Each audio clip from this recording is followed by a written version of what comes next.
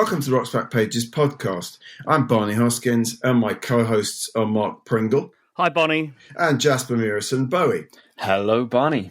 In this episode, we are joined all the way from his native New York City by Miles Marshall Lewis. Hi, Miles. Hey there, Barney. How are you? Yeah, good, thank you. Great to see you. We're going to be talking about Bob Marley and Wynton Marsalis, but our main focus is on the California rapper Kendrick Lamar, and that's because Miles has just published Promise That You Will Sing About Me, a book about the power and poetry of Kendrick's four extraordinary albums.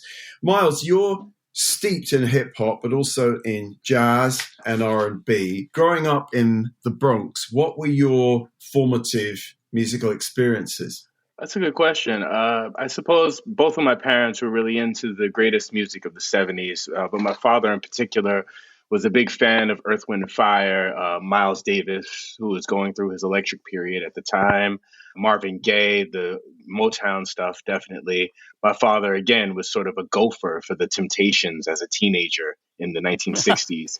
I had very young parents, which was par for the course at the time, so when I was born, my mom was 19, my dad was 20. So their 20s took place during my wonder years. And I'd be schlepped to parties of their friends and peers. And Stevie Wonder would be playing in the background, and Marvin Gaye and Earth, Wind & Fire and, all the huge greats of that era. So those were sort of my formative musical background. That was the soup I was swimming in. And then in the 1980s, I discovered hip hop. Truthfully, I grew up in the South Bronx, and so I discovered hip-hop in the 1970s because there was a lot of breakdancing and DJing in the parks across the street from my grandmother's house and stuff like that. And I was listening to DJs whose names I couldn't remember at the time, but it turns out that they were influential DJs, like the late cool DJ AJ, who was Curtis Blow's DJ for a great period of time. And so I was listening to that. And of course, when Rapper's Delight came out, I loved it. I was 8 years old, probably. And on from there. My parents weren't really into hip hop, although they were young enough to be. But I loved all that stuff. The Breaks by Curtis Blow and Africa Bambaata's Planet Rock and all of that came out when I was in junior high school. Those are the musical sounds of the moment. Did you identify with hip hop partly because of its local proximity, the fact that you were brought up in where hip hop was born to all intents and purposes? I do think so. I mean, I was used to DJs using the music of other people because that's what DJs do. So when these guys from New Jersey were rapping over Chic's Good Times, it made sense to me because when I went to stuff in the parks, St. Mary's Park, for example, across the street from where my grandmother lived, again, on Caldwell Avenue and 149th Street, maybe in the Bronx. I was just used to that, to guys getting on the microphone and doing what they do, and the music being so deafening from across the street that I couldn't watch television anymore. And my uncle would just take me outside and join in the fun outside. So, but yeah, I mean, I love this stuff though. I mean, it was fun to me. It was my music. It made sense to me. Naturally, all the adults felt that it was a fad and that it would go away, and they didn't treat it very seriously. And we went through that whole thing that they, I'm sure, also went through with rock and roll 20 years prior. Sure. Yeah. Was there a moment, Miles, when you thought you might like to write about that music or music in general? Wow. Well, certainly in college. I think that I had inclinations to become a writer in high school. I was writing. I started a short story, and it was sci-fi inspired. I was a big Isaac Asimov fan and a fan of other science fiction. Robert Heinlein, I believe, is the gentleman's name, who wrote Ringworld, maybe. I was a fan of that. Arthur C. Clarke, I was a fan of Childhood's End. I didn't read 2001 at the time, but he wrote other things and short stories as well that were collected. And so that was sort of my stuff. Comic books definitely led me to science fiction directly. And music really didn't become on my mind until college. I was definitely reading the Rolling Stones of my father that were around. A Rolling Stone magazine and the Village Voice here in New York. My dad would pick it up for free every week. And I was tracking their hip hop criticism because they were really the only ones writing seriously about hip hop at the time. Yeah. So I was familiar with the bylines of Nelson George and Greg Tate since I was like a teenager. And reading Nelson George's books, The Death of the Rhythm and Blues in particular, struck me when I was in high school. And I was aware that he was writing screenplays as well, stuff like CB4, starring Chris Rock, which was like a hip hop parody, a hip hop Spinal Tap, if you will. And it was, funny to me. It was funny to the people who understood it at the time, which tended to be college age people who were like listening to NWA and that type of stuff that they were spoofing. So, and I had journals as well since the age of 15, let's say. I have journals that span back to 1986. So, in a way, it's like a real-time documentation of most of my life at this point. Now that I'm 50 years old, I've written about my life and times since I was 15.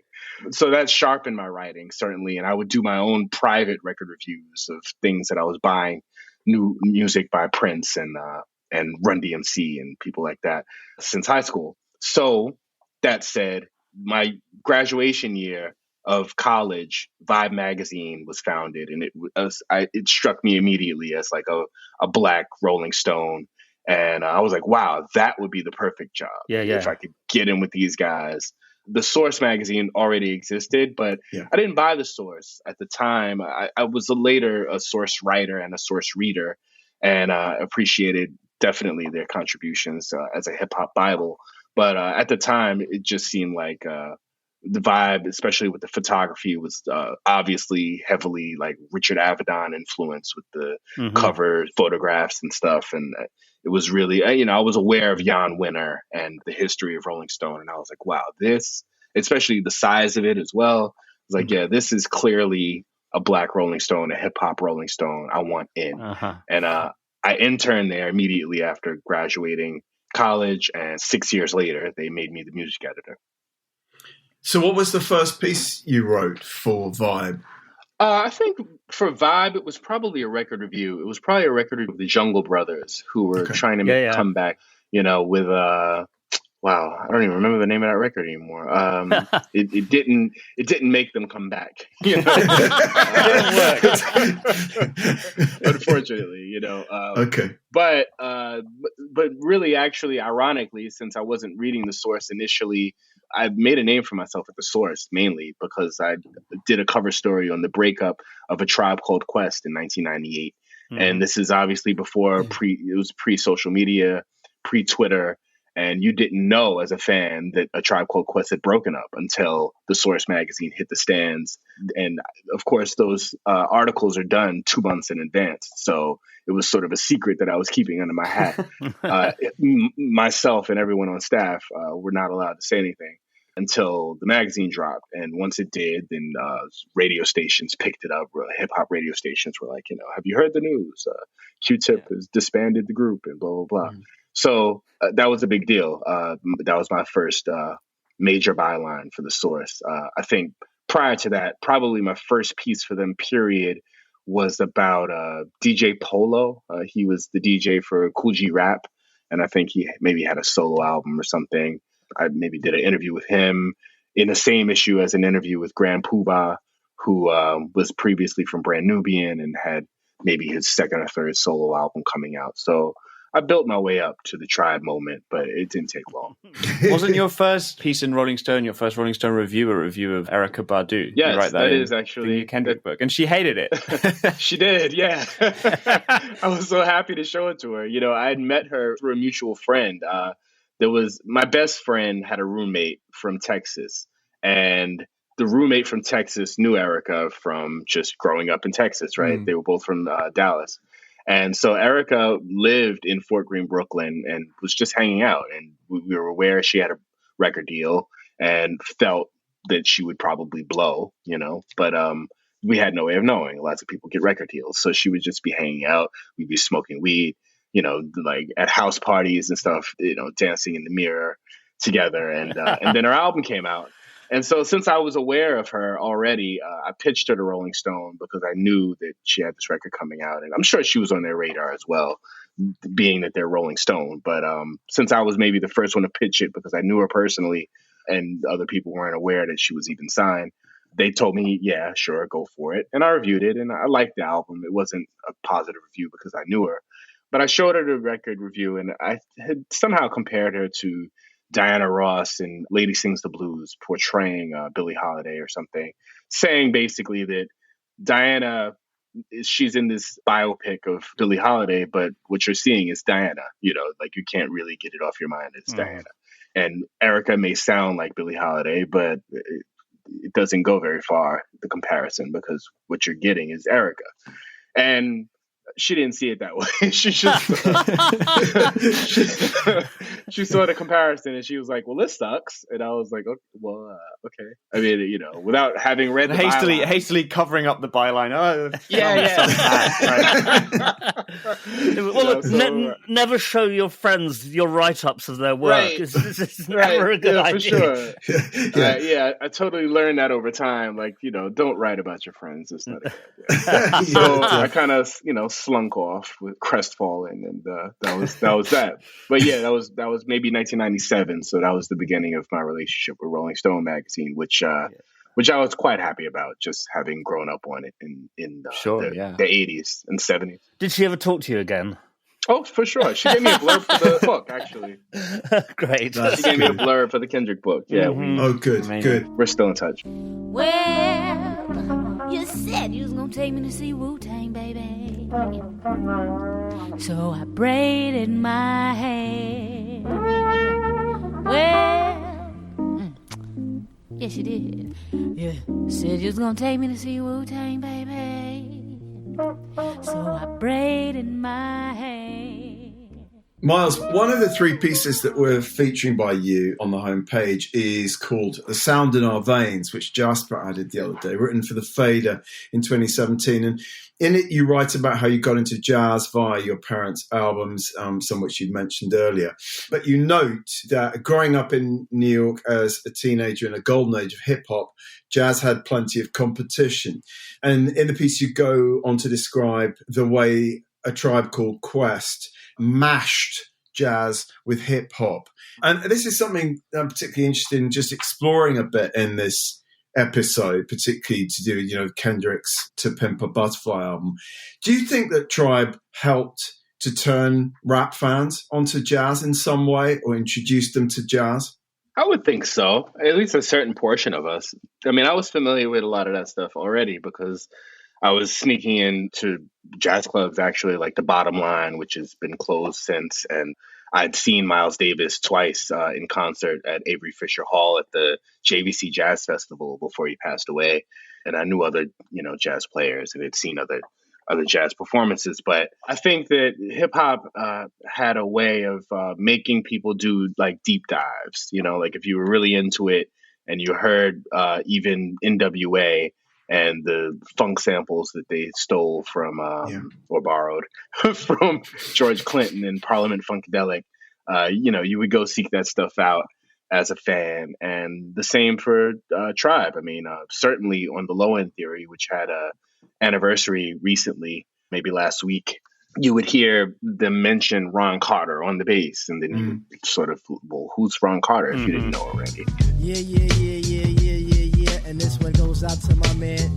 Thanks a lot, Ron Carter. On the bass, yes, my man Ron Carter is on the bass. And despite Google not existing at the time, you would at least go to your local record store and ask the guy, well, you got any Ron Carter records, or who is he? And discover, his legacy as a jazz bassist. So I do think that there was that thing where you would sort of go down a rabbit hole. You finish up the piece that I just mentioned with Kendrick Lamar's 2015 album To Pimp a Butterfly, and with its guest appearances by the new jazz stars like Kamasi Washington and so forth. We're also featuring your rave review of that magnificent record. I mean, what was your first, awareness of Kendrick, your first reaction to hearing Kendrick Lamar? I think it was really Good Kid, Mad City. I mean, I had heard of him prior to that. I remember I'd lived in Paris, right, from 2004 to 2011. I was over there in my 30s, and I had a slightly more distant relationship to hip-hop music, the hip-hop music of the time. Mainly, I guess I was listening to probably Kanye and the occasional Jay-Z album. And, I was dabbling. I wasn't so much of a fervent fan anymore. I wasn't at clubs dancing to the music. I wasn't in my 20s anymore. I had a young family. My kids were just born. And so I was aware that Kendrick was supposed to be this young lion, this big deal on the horizon, but I didn't seek his music out, really. He was releasing mixtapes and even independent albums like the Kendrick Lamar EP and Section 80. But I didn't play that stuff. So when he released his first major studio album, Good Kid, Mad City, I was back in New York by then and working at Ebony Magazine on the digital side. And it was my responsibility to know this stuff again, like the back of my hand. So I played it, even though the era had passed where we were getting advanced music. And I got to hear it before everyone else. Like that's sort of over, which is what I was used to in the 90s, getting the music months before anybody could hear it. But I played it on day one, and I was obviously super impressed. I mean, it was a great record. It seemed like a throwback to the concept albums of old in terms of Ready to Die, for example, by Biggie or Dr. Dre's The Chronic, or even Snoop's Doggy Style. Like, it just seemed like it hung together as a whole very intentionally. It told a story. It reminded me of those 1990s records that I loved, because we were in the middle of shuffle culture and the iPod, and albums had gone back to being a collection of singles, and not quite filler on the side, but just sort of, it wasn't so important anymore at that moment for albums to hang together the way they used to. And so this album definitely did. And I appreciated that, and I appreciated Kendrick for that. And it continued along, with the rest of his records. They all sort of have this cohesive album statement flavor to them that makes me love his music. Yeah. In the piece, again, that I mentioned earlier, you quote from your own Ebony cover story interview with Kendrick from 2015. I think just like maybe 6 weeks after that album had come out. You ask him about the jazz influences, and he tells you, we listened to Miles and Coltrane. One of the main albums was A Love Supreme. Going into this record, the producers, they were telling me, man, you are a jazz musician, without me even knowing the history of it, missing years of actually studying these guys. Your cadence and how you put your songs together, you're doing it. So it's almost like he became a jazz musician by accident. I mean, I remember hearing that record for the first time, as I'm sure my colleagues did, and being just really blown away by it. And these guys know a lot more about jazz than I do, so I probably hand this over to them. But it was such a revelation to hear those strands. I mean, Jasper, when you first heard Pimp a Butterfly, what was your... Because you knew about Kamasi Washington and so on. Yeah, I'd like, right before that, got really into Kamasi when he released the Epic, and was just like, wow, there's someone releasing a 3-hour jazz album and it's popular. And I was like, what's going on, basically? And I was really excited by that, because, being a jazz musician and kind of it not being like the coolest thing growing up, and then suddenly jazz is kind of cool again. Right. That was really exciting for me. And then just, To Pimp a Butterfly especially is where I'd heard Good Kid, Mad City, but I mean, I liked it, but it hadn't grabbed me in the same way that To Pimp a Butterfly then did. And it's just, he's got this incredible lyricism, but that also translates to his flow and the way he rhymes and constructs stuff and the rhythms that he chooses. It's just very free and very clever at the same time. We were talking about it in the office yesterday, Jasper and I were. I have a problem which relates to hip hop, to everything, is that I'm one of those people who doesn't really listen to words, which makes hip hop slightly problematic.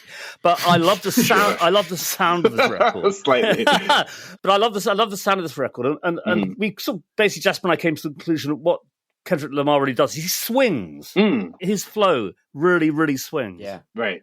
Yeah, I mean, I have a funny Kamasi Washington story, because the first time I ever listened to the Epic, I was in Montreal for the first time. I was visiting Canada, and I was at the airport on my way back to New York City, and I was listening to it, and I got to a song called The Rhythm Changes, which I still jog to it in Central Park. It's an amazing record, right? So I just couldn't... So good. I couldn't advance to the rest of the record. I had to loop The Rhythm Changes, and I was just sitting there listening to it over and over, and I missed my flight. Like, evidently I was sitting in the wrong area, and really I was just zoned out on this song. And they were like, Miles Lewis, could you please come to gate 23 or whatever? And I was like, I wasn't hearing them, and I was like, well, wow, people are not boarding, but good. Maybe it's delayed or something. I just love the song. And then I figured out, well, maybe I should ask someone, and I took my headphones off finally and was like, yeah, where am I? Am I in the right place? They were like, you missed your, yeah, it just took off, dude.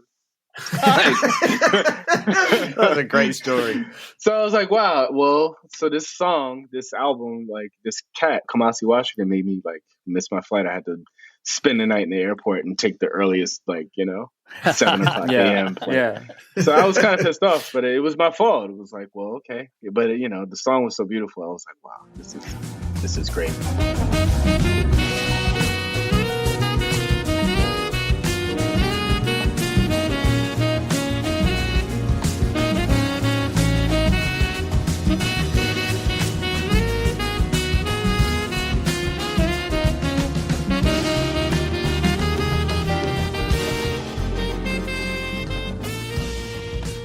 But yeah, Kamasi and Thundercat and all those jazz cats, they lent something to the album that had not really been heard in hip hop in a long time in terms of the fusion of jazz and hip hop. I mean, Tribe did their thing in their day, but it's sort of a mashup, as I'd said, that had been put on the side. I mean, Guru from Gangstar had created those great records with Jazzmatazz. Sure, in the 1990s. But Kendrick just put his own spin on it that was uniquely refreshing. And he would later win the Pulitzer Prize for the Damn album. But as far as I'm concerned, To Pimp a Butterfly could have won it first because it was so unique. And it's not an album that he had to make. That wasn't his style, Certainly everyone was expecting Good Kid, Mad City Part 2, and he could have rode that out for several more albums, like someone like The Game, for example, would have done or had done in terms of being a West Coast MC in that idiom, in that style. And no, it worked. I mean, they killed it. Robert Glasper and, Layla Hathaway, I guess, is on that record too. And, all the different voices and players on it. They did their thing. Flying Lotus. It was a dope record. And, they pushed the envelope and they were rewarded for it. Hip hop listeners went on the ride. And it was during an era where rappers weren't taking as many chances. And certainly we're still in that era, in my opinion. So To Pimp a Butterfly, it did its thing. Mission accomplished. How much a dollar really costs? The question is detrimental, paralyzed in my thoughts. Parasites in my stomach keep me with a gut feeling, y'all. Gotta see how I'm chilling once I park this luxury car. Hopping out feeling big as Mutombo. 20 on pump 6, Tony Marsalis called me Dumbo. 20 years ago, can't forget. I think what's crucial about the sound of it is that it is a bunch of relatively young jazz musicians, and it's not, he's not sampling them. He's actually working with them across different, and because Flying Lotus is more of a producer, but still kind of a jazz musician. Obviously, he's Alice Coltrane's nephew or grandnephew or some, but there is this overlap. And I think that someone like Thundercat, who, when he makes his solo records, they're kind of jazz records, but they're kind of also hip hop records without very much rapping as well. It's kind of, there is all of this give and take between those scenes because they are scenes. And I think that's, for me, what makes it alive. Sure. I mean, I think going back to Tribe introducing hip hop listeners to jazz, I think that it's great that these cats were on To Pimp a Butterfly to make listeners dive into their records if they hadn't already. I remember in the 1990s, jazz players like Joshua Redman and James Carter were being touted as the young lions of jazz. And now they're in their 50s. They've outlived John Coltrane and different players of jazz who passed away young, and they're not the young guys, they're not the go-tos, and there are new go-tos, and certainly I guess Kendrick and his producers were prescient in terms of tapping into to that new wave.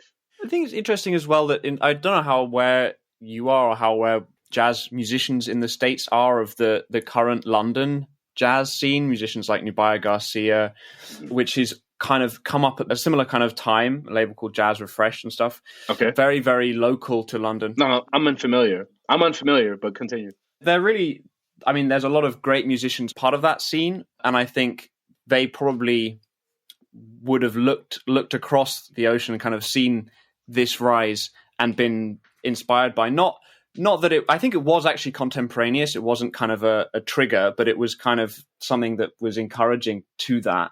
I was just curious if you'd heard of them, but if not, I would definitely recommend that you check them out because there's some really great playing being done here. Yeah, no, I'll listen to that stuff. I haven't heard it. I remember Erykah Badu, shortly after her debut album, Baduism, released a live album, like probably 6 months later or thereabouts. And I'd seen her perform definitely in people's living rooms. As I mentioned, I knew I had a personal acquaintance with her. But when I saw her live shows later, people were really excited to check her out. And she opens that live album, and the band is playing like "So What" from Miles Davis's Kind of Blue. They're riffing on it, and if you know the song, then you know the song. You know, if you don't, then it's just Erykah sort of slinking out on stage with her incense burning and all of that. But it's like, if you know the song, it's like, wow, you know, she's bringing Miles Davis into the neo soul situation, and I think a lot of those neo soulers were listening to jazz as well as to Stevie Wonder and you know, just the old Marvin Gaye stuff, like the old soul music of the 70s.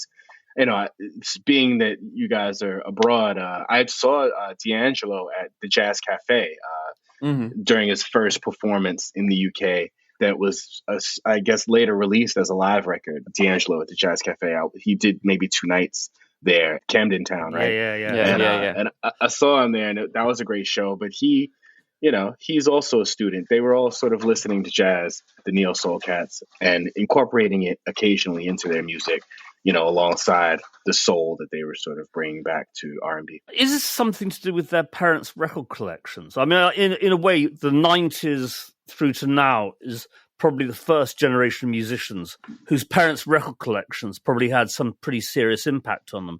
And so I guess a lot of these people, hip-hop artists, maybe, but their mums and their dads had Miles Davis records, had John Coltrane records in their record collection. Certainly. And that's certainly. Yeah, no, I 100% agree. I mean, back in the day when D'Angelo and Erykah Badu in particular didn't have that many songs to perform live because they were both on their first albums, they would cover things like the Ohio Players' Sweet Sticky Thing and, you know, different singles or songs from Shaka Khan and Marvin Gaye. I don't know if D'Angelo ever did Marvin Gaye. No, they did because I think they did a duet, Your Precious Love. Actually, specifically, D'Angelo and Erykah did a cover of Your Precious Love, the Marvin Gaye, Tammy Terrell. Yeah. So I mean, they were sort of covering the songs that would put you in the mind of what they were trying to sort of resurrect, you know, or replicate. And the radio is not to be underestimated either. I mean, this is the stuff that was on the radio when they were in their youth. And so just like hip hop artists were sampling different records to give you the vibe of what they were inspired by, as R&B singers, they were doing cover versions of the songs from the artists who were there.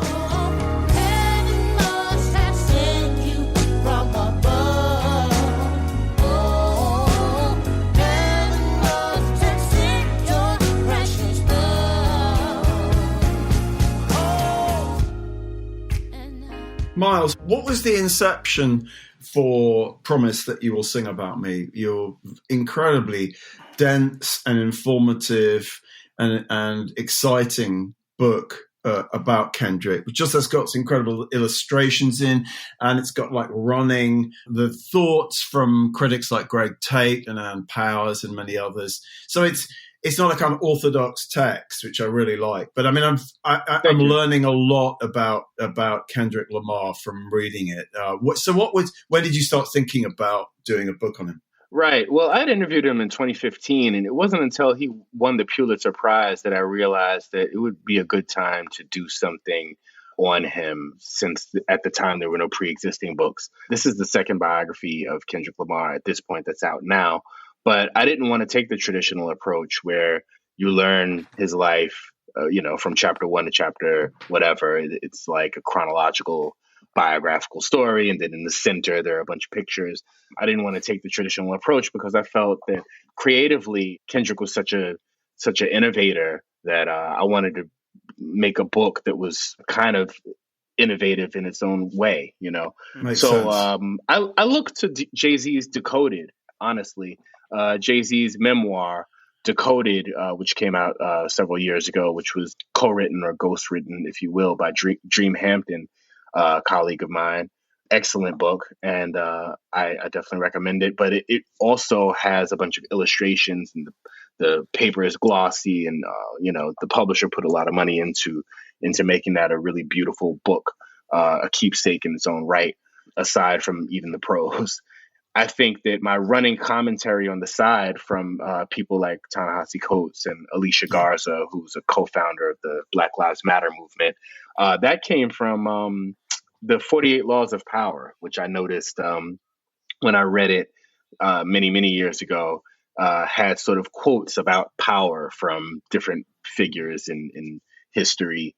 I thought that was pretty cool the way they did that, and set off in the margins. So all of these ideas sort of came to me. There's even I believe a book called The Rap Yearbook. I believe the author's name is Shea Serrano.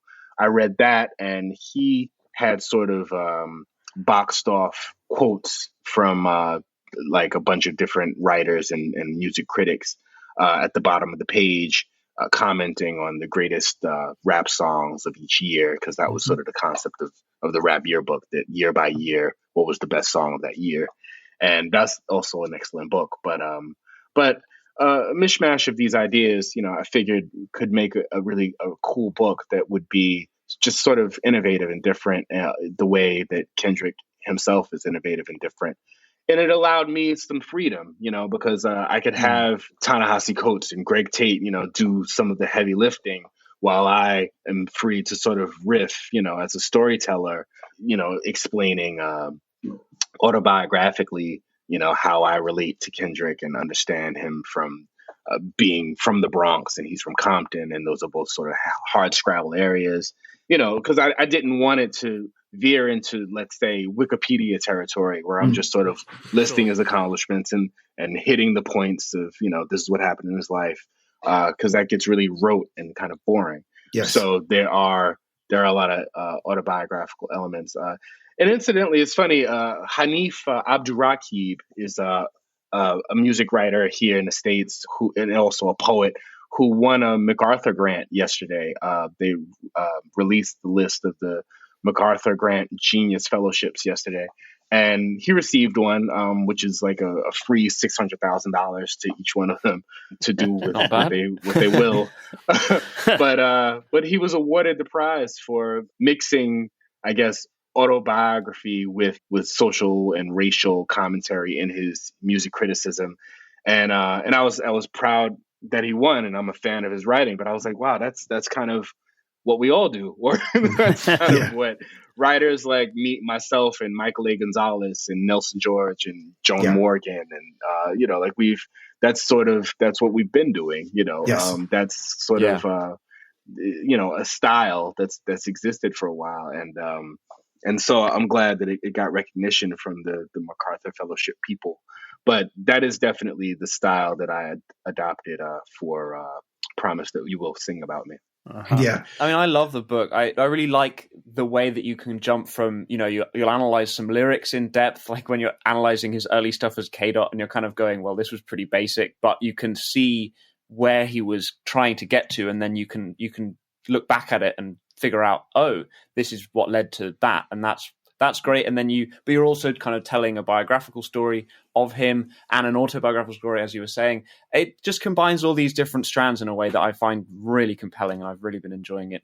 Plus the commentary, it's great because it's not just footnotes. It's actually, taking up half the page, and you're kind of giving whoever is quoted enough space to actually say something and riff on what you're saying, or you're riffing on what they're saying. And it's just a great way of presenting that as well. Plus the illustrations, as Barney mentioned. Yeah, which are great. Yeah, and Jason King is another name I saw there. Jason actually came into the Rock's Backpage's office a few years ago when he was doing his Queen and Freddie Mercury research. So he was holed up, pouring through old 70s magazines, interviews with Queen and Freddie. Probably some of those sitting behind Mark right now. No, Jason, he's very thorough, so that doesn't surprise me. That's fantastic. You know, Jason, he is head of the Clive Davis Institute of Recorded Music here in New York City, which is affiliated with New York University. Yeah, and he brought me in a few years ago, pre-COVID, to teach a class on Kendrick Lamar at the Clive Davis Institute.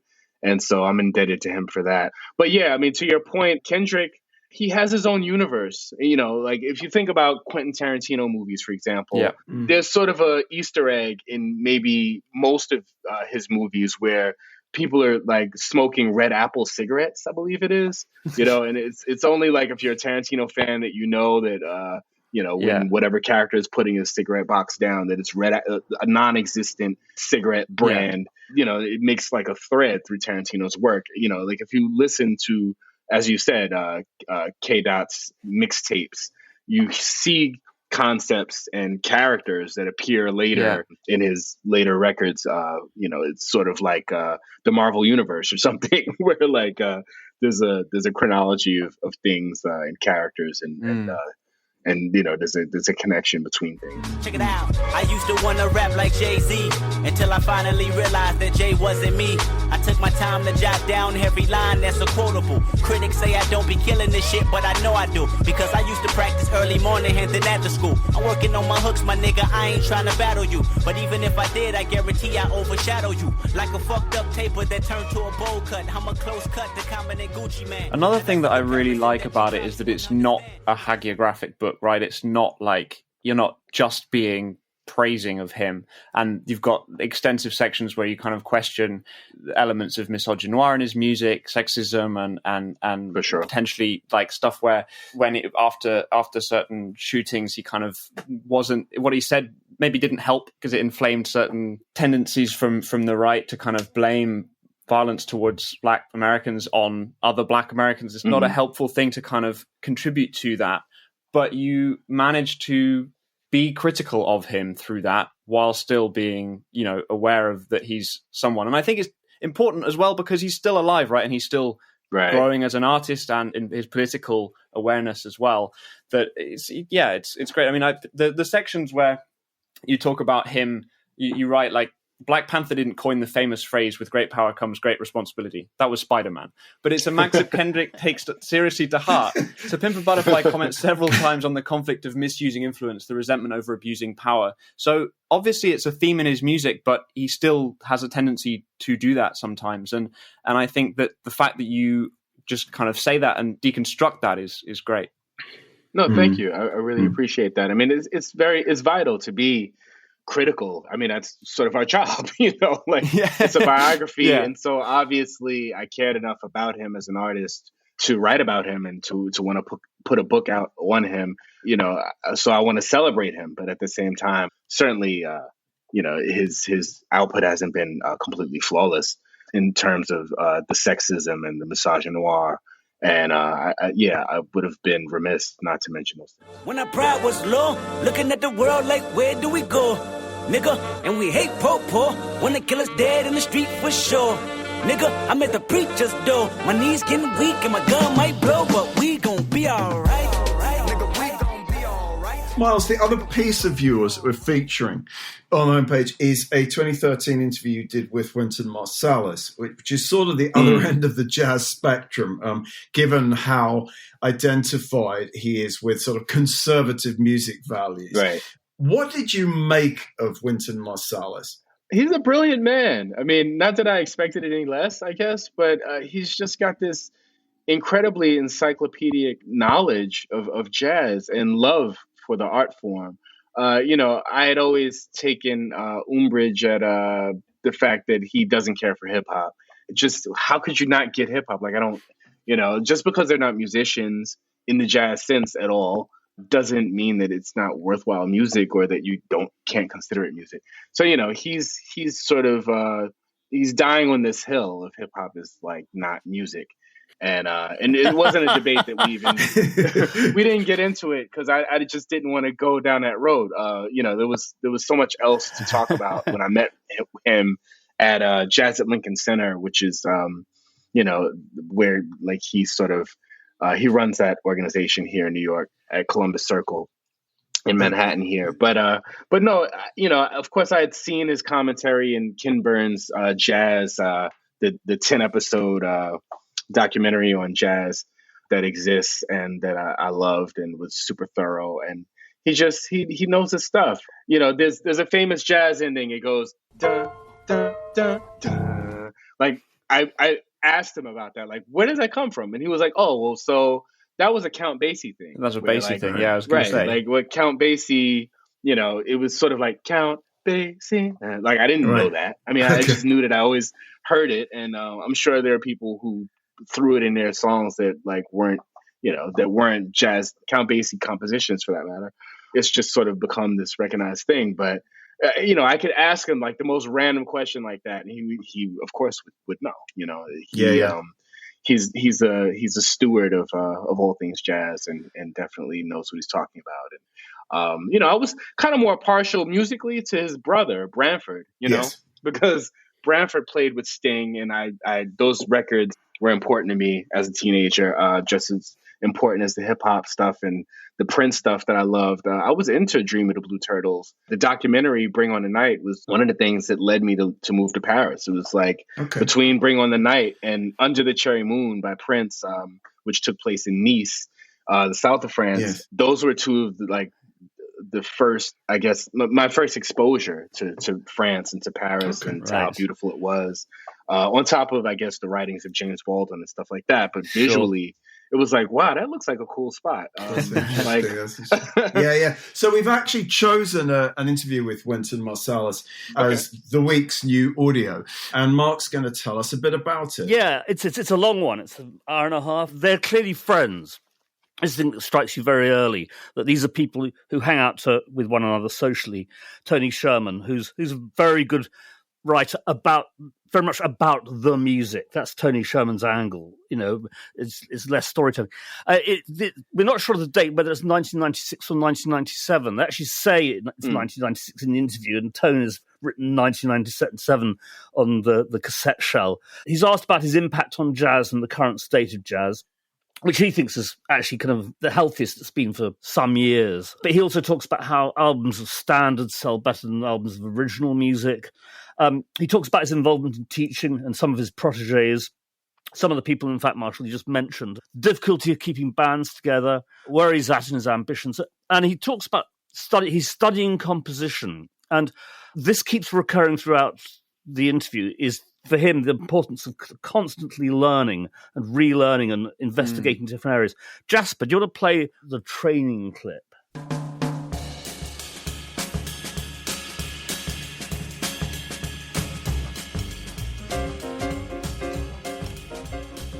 They say I went to Juilliard, but I didn't go. I only went for a year. Yeah. So you can only go so far with a certain level of training. Yeah. Then you have to get more training, more technology. Now, a lot you can figure out yourself, because music is a spiritual thing. I mean, it comes to you. Yeah. And you can use your own intelligence, your own study to figure out certain things. But as you get older, you just, at certain points, you have to revisit things. Maybe things that you've studied already, and well, in my case, a lot I haven't studied, to really try to focus in on it and to develop your talent to a higher level. And if you don't seek out that education, and that if you don't seek the education out, if you don't place yourself in a position to get that information, then your talent will never really be. There's certain stages and levels you can't ascend to.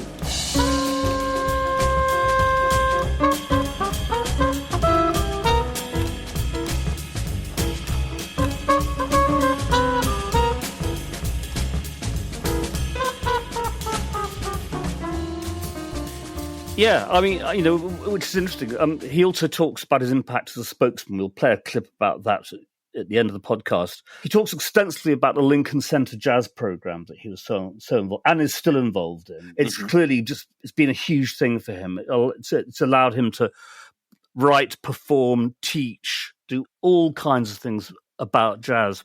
Let's play the being attacked. He's asked about being attacked, and the thing is, I think he slightly deflects the question because I think Scherman may have been asking him about some of his more contentious statements about jazz, and he turns it into a conversation about something else quite neatly. So let's have a listen to this.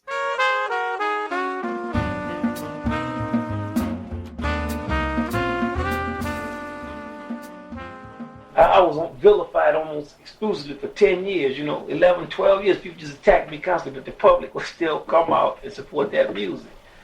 People have come out, and they dig the music. And that, the reaction that I would get in 1984 is not that much different from the reaction I would get in 1994.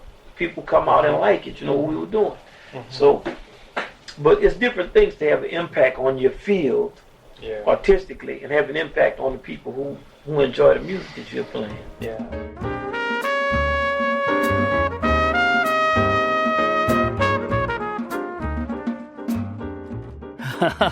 He talks at length about the nature of composition and how improvisation can be the source of composition.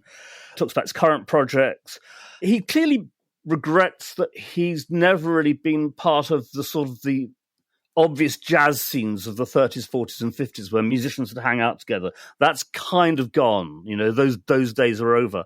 Well, I think it's almost more that those days are different. That he wants there to be something that no longer exists, yes. And because he wants that so badly, he can't really be part of the other things that are happening because they contain things that he doesn't like so much. Yeah, he also he talks about jam sessions are impossible these days because everyone plays too long. You get someone gets a tenor in their mouth, you can't get it out of their mouth for half an hour. He talks about his luck of being surrounded by good people. He talks about his road manager, who I assume is still his road manager, who was turning him on to all kinds of music and stuff like that. That's the road manager, for Christ's sake. I mean, it's great. And he talks about some of the turning points in his life. I mean, I liked listening to him. I liked the sound of him. I've got a real beef with him. I mean, I hated the Ken Burns jazz documentary. Wow. And I know other people have criticized it. Yeah, I hate it because basically Stanley Couch and Wynton Marsalis were the people who determined that documentary's point of view. Now, I happen to love a lot of free jazz. I happen to love Archie Shepp. I happen to love Pharoah Sanders. And these are people that Wynton routinely dismisses. Sure. He's been known to say that nothing good's come out of jazz since 1961 and stuff like that. He's a reactionary. And this is a problem with Ken Burns' documentary making, that if Ken Burns finds someone who can provide him with the narrative that he needs to make the film, and if he chooses the wrong guy, you get the wrong movie. The movie that made his massive reputation was his American Civil War documentary. Yeah, well, that was really based on Shelby Foote, who was a Southern academic from the University of Mississippi, who's a Robert E. Lee apologist. It undermines the total work. And I think that his jazz documentary is undermined by holding so much to Wynton Marsalis's pearls of wisdom. No, that's interesting. I mean, I get that, and I've heard that actually before, and that's valid. I mean, I love the electric stuff of Miles Davis. Yeah, me too. I mean, when I was born, that was what Miles was doing, and that's what I thought jazz was to a large degree. Are you aware of the documentary Fire Music? No. Fire Music it's just been released in the States, and so I imagine it will make its way to you. But it's a documentary about the free jazz movement. They focus on players like Don Cherry and Ornette Coleman and yes, Sun Ra, certainly. And that is kind of where Ken Burns jazz ends. It doesn't explore any of that stuff to the degree that it should have, certainly, and it doesn't extend into the 1980s at all either, with the great work of Grover Washington Jr. and David Sanborn and people like that. There's something to be said for that music as well. It doesn't end in 1971. Miles, have you ever read Valerie Wilmer's book, As Serious as Your Life? It's a book about basically free jazz, and it's absolutely sensational. I can't recommend it more highly. It's just been reissued, I think, about last year or the year before last. She was a photographer and writer in England, working for Merseymaker, and she got stuck in New York, and Ornette Coleman put her up in his loft for about 6 months, and she just was swallowed up by this extraordinary scene. And it's dynamite piece of writing. Can't recommend it more I'll highly. pick that up.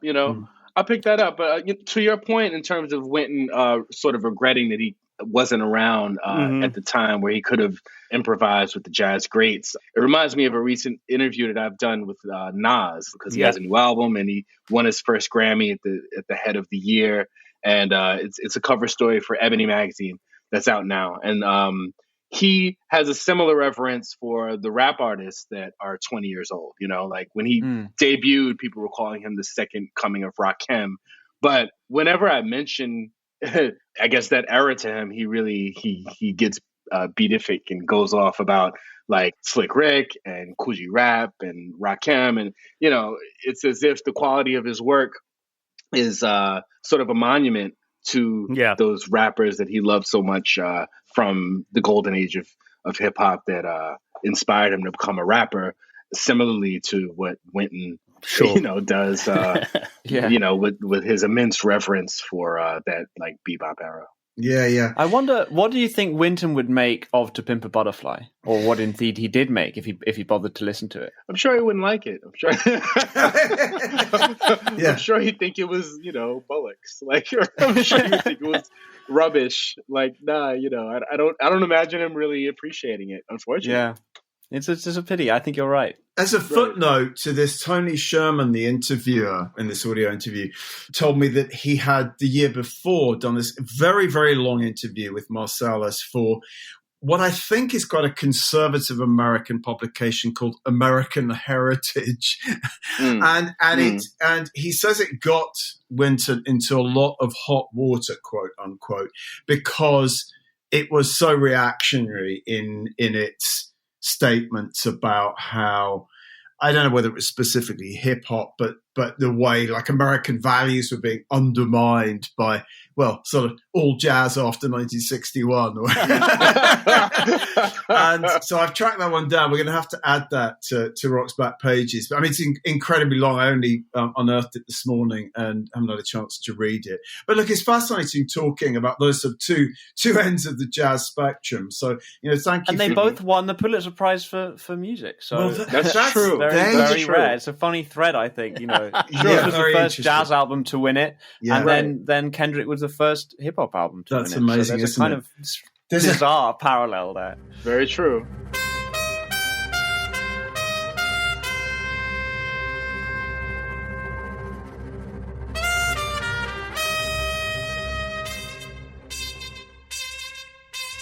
Hell raising, well chasing, new worldly possessions. Flesh making, spirit breaking, which one would you listen? The better part, the human heart, you love them or dissect them. Happiness or flashiness, how do you serve the question?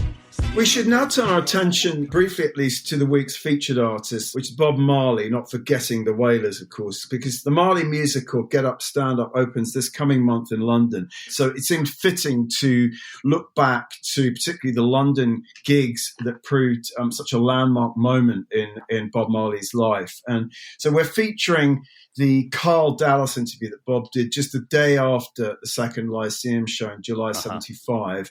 And it's a pretty great piece, especially given that Carl was at this point a 44-year-old writer who'd specialized almost entirely in folk music. But I just wanted to quote a couple of things. So he goes, it's wonderful detail in here, things that I've forgotten. So after the Lyceum show, he goes to this disco in Carnaby Street called Columbo's, and Bob Marley is like holding court and dancing, and this lovely detail about the way he dances. But Dallas says of him, if superstardom consists of being elusive, evasive, incoherent, unpunctual, enigmatic, or difficult, then Marley is no superstar.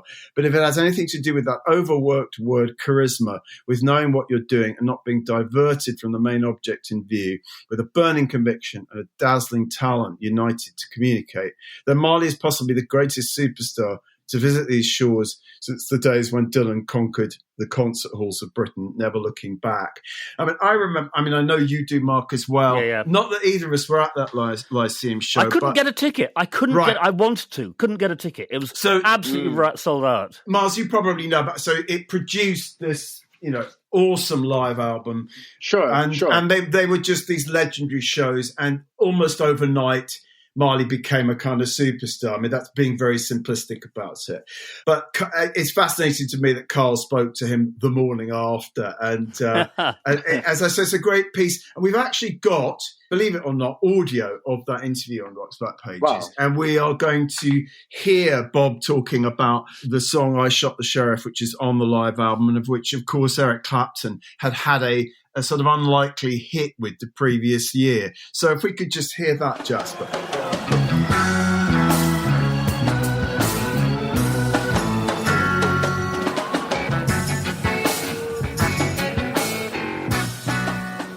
A lot of your songs have a very obvious message, but one of the most popular, I Shot the Sheriff, that doesn't seem to have any message.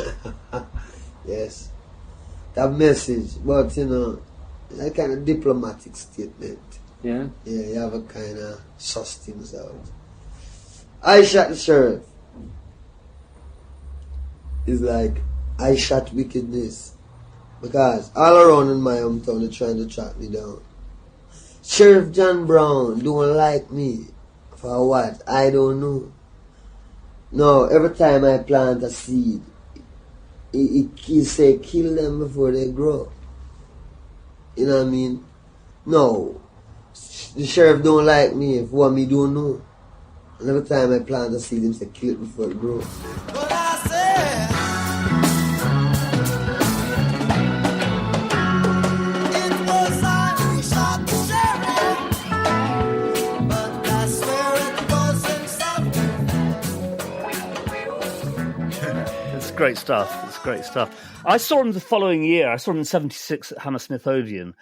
I didn't think it was great. He had a guitar player who was like throwing rock guitarist shapes all over the stage, which sort of just felt out of keeping with the I3s being statuesque and elegant and marvelous. A lot about it was great. I mean, the rhythm section, the Barretts, just astonishingly good. And he was a fairly mesmerizing performer. I was down front taking photographs, and this Rasta was on my back feeding me a spliff. And unfortunately, unfortunately, back in the stalls, all my friends were having their handbags and cash extracted from them by slightly difficult members of the audience. It was a mixed experience, but I was a huge fan. I loved Natty Dread, but then I went off him fairly rapidly afterwards. After Exodus, I found the music got sweeter and sweeter and just less interesting, but.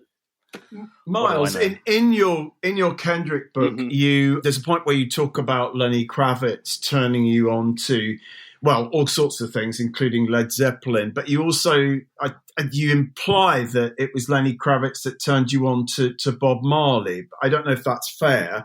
What was your intro? What was your intro to Marley and the Wailers? Wow.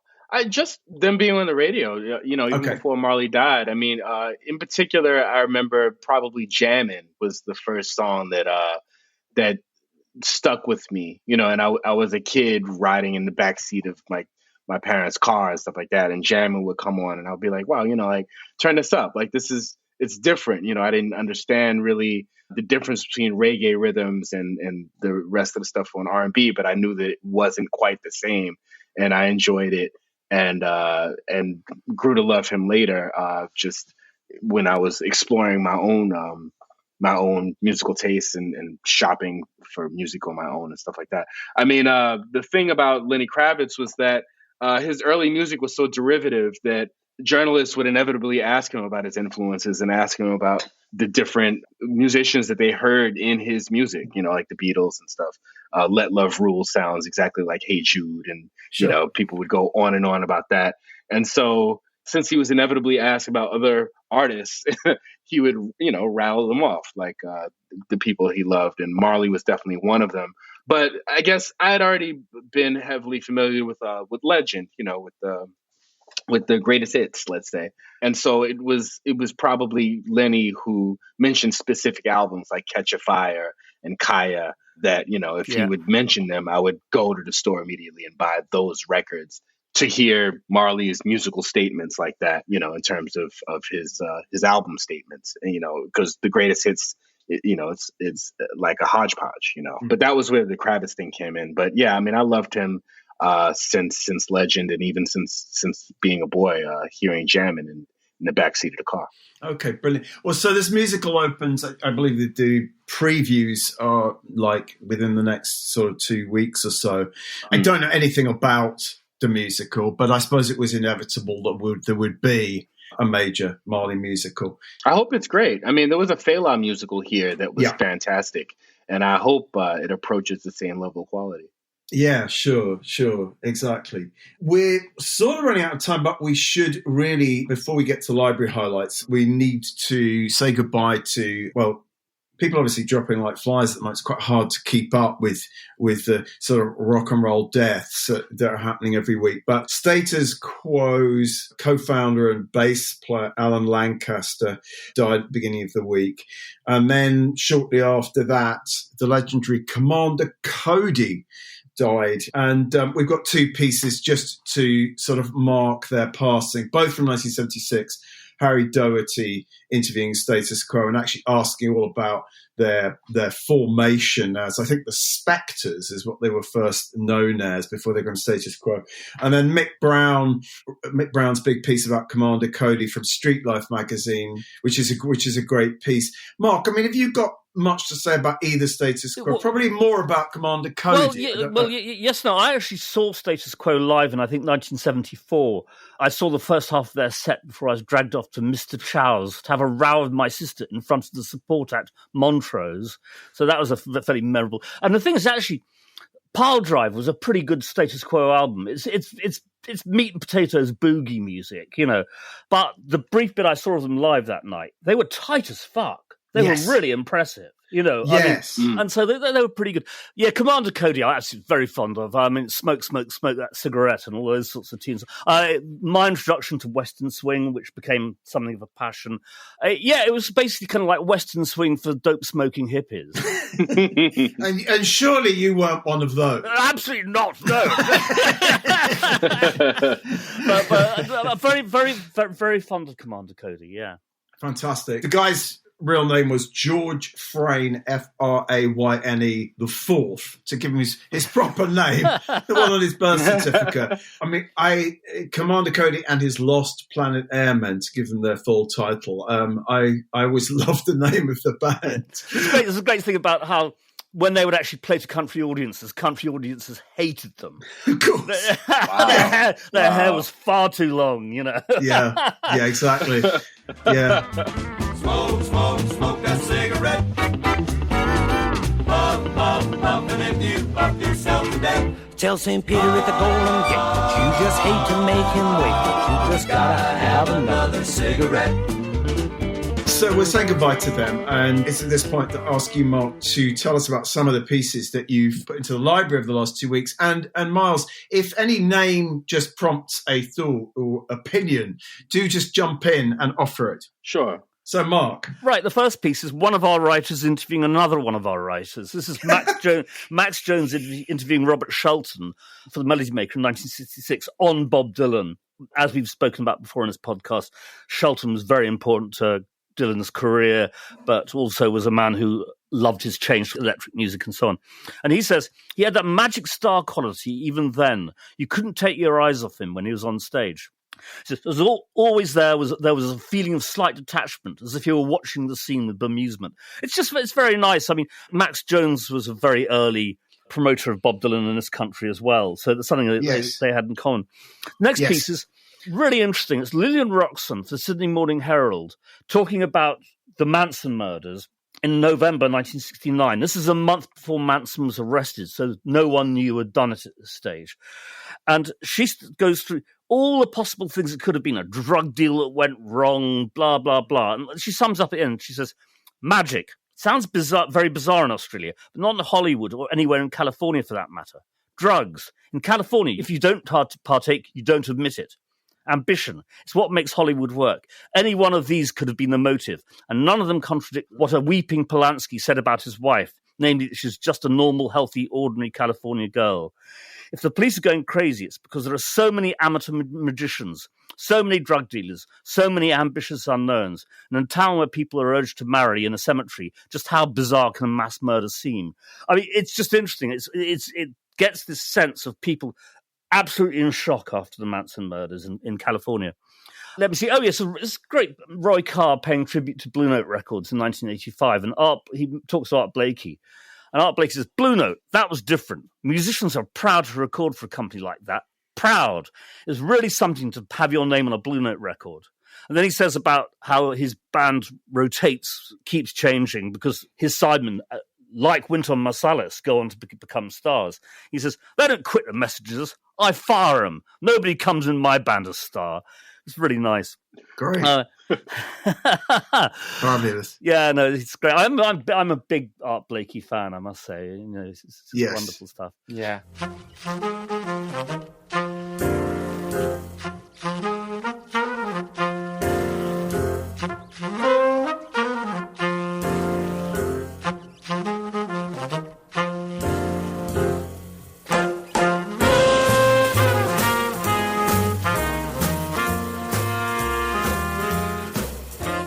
Two things about the band loosely going this week. One is a fairly short Richie York interview with Ronnie Hawkins, where it turns out that Ronnie Hawkins getting signed to Warner Brothers had really put the band's noses out of joint and put Barney, remind me, Dylan's manager, Albert Grossman. Albert Grossman. They were all really cross that he'd got his own deal without sort of somehow referencing them or the Grossman circle. Because I thought the only thing they could complain about was my exaggerating about the length of Levon's Peter. But never mind, I didn't exaggerate too much. I always love reading interviews with Ronnie Hawkins. He's very good. It got him in. I remember him telling me that interview got him in terrible trouble. Did it? Yeah. If Marsalis's interview got him in hot water, this got Ronnie in very, very hot water. I think it's the previous interview that Richie York had done with him got him into the hot water, and now he's sort of talking about, I'm in the hot water now. Yeah. Well, any mention of Levon's it's warm in here. Peter, as he calls it, was not welcome in the sort of hallowed cloistral world of Bearsville, where they were all supposed to be these very, very sort of pure mountain men who hadn't misbehaved. Anyway, he was almost excommunicated. Yes, clearly. The second thing is San Francisco Examiner, February 1970, where Philip Elwood sees both the band and Creedence Clearwater playing separate gigs on the same night. He sees the band at Berkeley Community Theatre, Creedence Clearwater at the Oakland Coliseum Arena. Now, Oakland and Berkeley are next door to one another, so this is feasible. And he sees the band's first set. The band play two sets. He sees the first set, goes to see Creedence, and come back and sees the last 45 minutes of the band, which is some night. He says the band often does not quite accomplish what they set out to do, and they have some pretty abrupt shifts in mood and taste. Creedence has an instant effect, a projection of unqualified competence. Over the long haul, however, the band may leave more of a permanent substance with us all. Both groups are a tribute to American popular music of the last few years, which is pretty good, I think.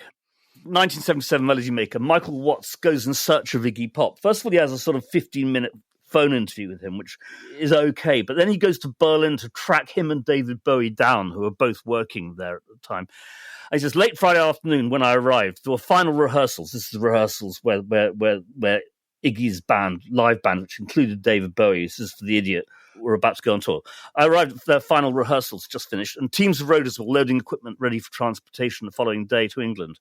There's no sign of Bowie or Iggy. They've both been tipped off. But on a dressing room door, there was a crudely lettered sign, Iggy's Idiot Lounge. There was another piece of paper waiting for me when I got back to the Hotel Gerhus much later that night. The desk clerk handed me an envelope. Inside was a note that read, see you in London. Enjoy the shows. Regards, Iggy. Bastard. The very last word of the interview. bastard. I'll keep it short this time. 1995, Caitlin Moran on Take That in the Times. She says, reports of teen hysteria at pop concerts lead you to believe that the air is thick and clouded with the aroma of womankind on heat, a misty, muggy, fruitfully expectant brothel haze, delirium-induced and inducing. What it actually smells of is a bed and breakfast mattresses and babies' nappies. It's disgusting. Well, so, evocative writing there. That's my lot. Is that your lot, Pringle? I'll mention one piece, partly because it introduces a new writer to Rock's Back Pages, a guy called Mark Rozzo, who writes for Vanity Fair, but wrote pieces for the Oxford American and Los Angeles Review of Books and so forth. So we got underway with him by adding a piece he wrote for the Oxford American in 2006 about Big Star's third album, which he describes very well and talks to Jim Dickinson and Jodie Stevens about. He calls it a musical amoeba that keeps changing shape and meaning depending on who's doing the listening, downloading or plucking of chords on a deserted Memphis levee.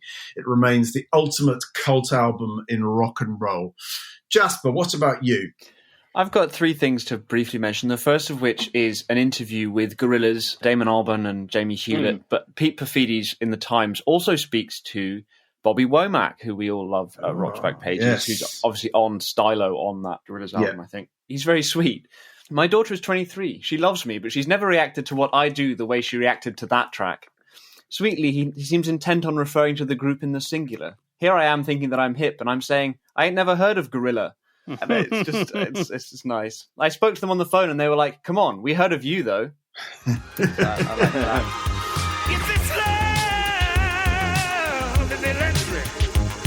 It'll be flowing on the street, night after night, just to get through the week.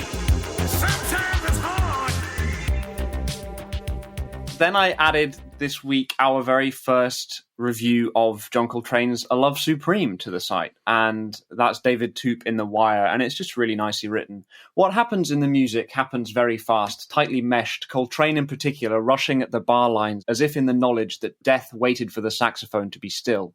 McCoy Tyner's hammered chords spawn mutations of themselves, endlessly ascending, driven and pursued by Coltrane with a density and intensity that is exhilarating yet oppressive, ultimately the enactment of a rite both solemn and ecstatic. And I just think it's great. I mean, I Love Supreme is just one of those albums that I was curious. We were talking yesterday about what reviews when it came out would have said, because looking back on it, everyone can kind of see that it had this incredible influence and what an amazing record it was. But I wonder what the when Downbeat reviewed it, what they said about it in '64. Yeah. Really, I just found a review. I found a review by Mike Davenport in what newspaper is this? The Valley News, Van Nuys, California. This is probably the most unusual album John Coltrane has yet recorded. It's not unusual from a musical standpoint, however, but in relation to the manner of its conception. In essence, it is one composition divided into 4 parts. It's written by John Coltrane and is offered by him as Te Deum, that is, a praise to God. It is, according to his own liner notes, an attempt to say thank you, God, through music. The 4 parts are titled Acknowledgement, Resolution, Pursuance, and Psalm. All are blues-orientated. The first 3 gradually build in tempo and intensity, and the 4th is exceedingly slow, and so on and so forth. So how does it... The album says a great deal about John Coltrane's personality and is very worthwhile having. So there is a contemporaneous review. Nice. Well, thanks for that, Mark. No, I think that's a fascinating album, and I think that he really kind of announced himself as someone that was going to, that wanted to go elsewhere with jazz at quite an early time, and then went very free in a way that Wynton probably wouldn't approve of. But there you go. Yeah, well, and nice that Kendrick mentioned it to you in your interview with him, Miles. Definitely, yeah. I was curious as to what he thought of it and what he thought of other jazz music, considering that he hadn't really been exposed to it coming up. It was something that happened in the studio with him and Kamasi Washington and the rest of them sort of exposing him to that kind of music. Yeah, exactly. The last thing, just to bring things full circle, I also added a piece by you this week, Miles. The Get Down proves why the Bronx will always matter that you wrote for the Fader in 2016. And I really enjoyed that. I've only seen the first episode of the Get Down. I need to get round to watching the rest of it. But you write, it's a great series. So you know that rock? Baz Luhrmann asked me last month, referencing the huge slab of slate Shaolin Fantastic slides down and spray paints in St. Mary's Park near the end of episode 1. Yes, Baz, that rock has got to be full of psychic imprints from my childhood self when I toyed around with Micronauts and Space 1999 spaceships. Does the Get Down properly reflect my youth? Is it a true and accurate depiction of that time? What would you say, Miles? How do you feel about it still? I mean, it's romanticized, as well it should be. I mean, I think of stuff like Almost Famous and different period pieces from Hollywood of the 1970s and 1960s and previous time periods and stuff. The 1970s South Bronx certainly deserves the same, romantic treatment as the rest of those eras. So, I mean, it's partially accurate, sure, but they got a lot of details right, though. It is actually, it's a cool series. I imagine it's still on Netflix. Baz Luhrmann's The Get Down, which had a lot of input from DJ Grandmaster Flash and from Nelson George, actually, who was affiliated with it. Mm-hmm. Yeah, I'm fascinated. I curated an exhibition in London a few years back about precisely that period of the birth of hip hop, and I'm fascinated by it. And I struggle. The trouble is, it's almost too much Baz Luhrmann. The Get Down. It's so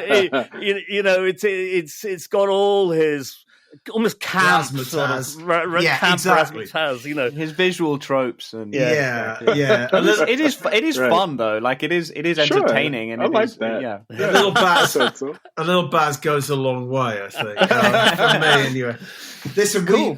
We thanks, Jasper, for those. We need to wrap up, and by thanking Barney, you. Swiftly before you do that, we were talking about this before the podcast started, but I was watching this marvelous documentary, The Summer of Soul, which came out very, very recently. And there's this guy in it saying, I used to be a suit and tie guy, and then I saw Sly Stone, and out went a suit and tie, and that's your father, Miles.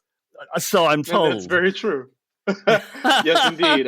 Darryl Lewis, he does appear in Questlove's first directorial debut, Summer of Soul, about the famous Harlem concert of 1968, I believe? 1969. It took place maybe 6 months before Woodstock. Yes. And features Sly and the Family Stone, as Woodstock does, along with Nina Simone and Mahalia Jackson and a whole bunch of other people. But yeah, my father at 70 years old is a talking head in the film because he attended the concert when he was 19 years old and has a lot to say about it, as much to say about it as he's had to say to me about it since I was, 10 years old. Fantastic. Great. He's the suit and tie guy. Yeah. That was his line. That everyone loves. That's a very nice way to end the episode. So it just remains for us to thank you so much for joining us today, Miles. Thanks very much. Of course. No, this was very fun. I hope so. And we wish you the very best of success with the Kendrick Lamar book, which, to just remind listeners, is entitled Promise That You Will Sing About Me. And I think the subtitle is The Power and Poetry of Kendrick Lamar. Exactly. It's out now, so and go buy it. Yes, it's tremendous. It is out now. It is out. And I don't know. Yes. I mean, I say out now. I don't know if that just means the US or whether it's coming out here or what. But it is available. It is definitely coming out there. I am not sure of the release date there, but I would hope that it's also out there. I'm not clear. Oh, well, great, Mark. Certainly electronically, if you want to get the audiobook or the ebook, that's available. Wonderful. Fantastic. Well, terrific. And so we'll be back in 2 weeks with Mr. Paul Morley of NME fame to talk about Tony Wilson and Factory Records and other things. But, Mark, could you just talk us out with the third and final Wynton Marsalis audio clip? Yeah, it's about impact versus being a spokesman. So it's really interesting. Brilliant. Well, goodbye and see you soon. And thank you, Miles. Bye. Thank you. Take care.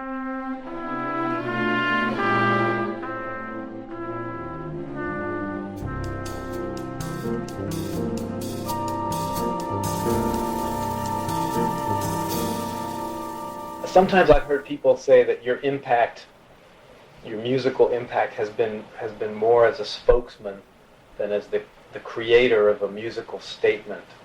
If you've ever, when you hear that, if you have, what do you feel that they're missing? I don't feel they're missing anything. I agree with that. I think that my real impact as a musician has been negligible because my music is not really. I don't think that it's. I don't feel it really reflected in that many of the younger musicians.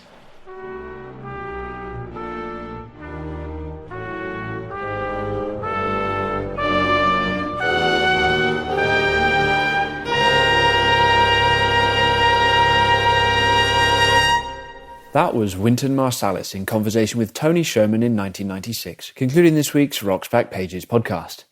Many thanks to special guest Miles Marshall Lewis. Find him online at mmlunlimited.com. Promise That You Will Sing About Me, The Power and Poetry of Kendrick Lamar, is available now from all good bookshops. The hosts are Barney Hoskins and Mark Pringle, and it was co-hosted and produced by Jasper, Muriss and Bowie. The Rocks Back Pages podcast is part of the Pantheon Podcast Network. You can find thousands of articles, as well as hundreds of full-length audio interviews at rocksbackpages.com.